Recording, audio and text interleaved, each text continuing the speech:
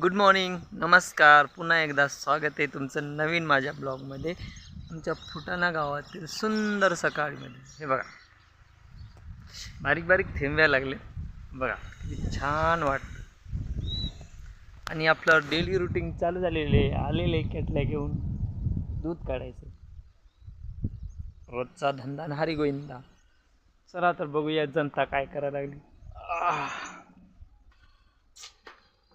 माता राणी तर बसलेले आहेत खाली, आणि यांच्या कन्या बघा वाट पाहायला कधी येते कधी येते कधी येते. काय ना मित्रांनो, बाहेर असं बारीक बारीक थेंब लागले पाऊस, आणि छान वाटायला लागलं, थंड हवा सुटल्या.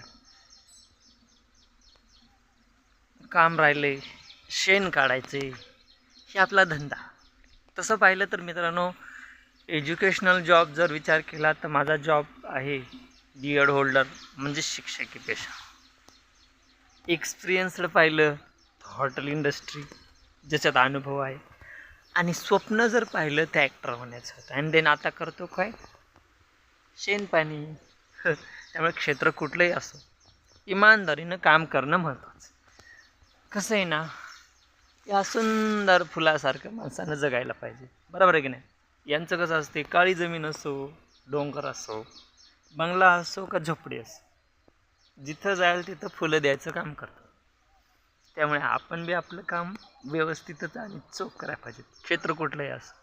स्वप्न राहिलं बाजूला, अनुभव राहिला साईडला, आणि शिक्षण तर सोडूनच द्या, ते म्हणजे नोकरी नसते. त्यामुळं जे आलं ते करायचं, अगदी आपल्यासारखं, बरोबर.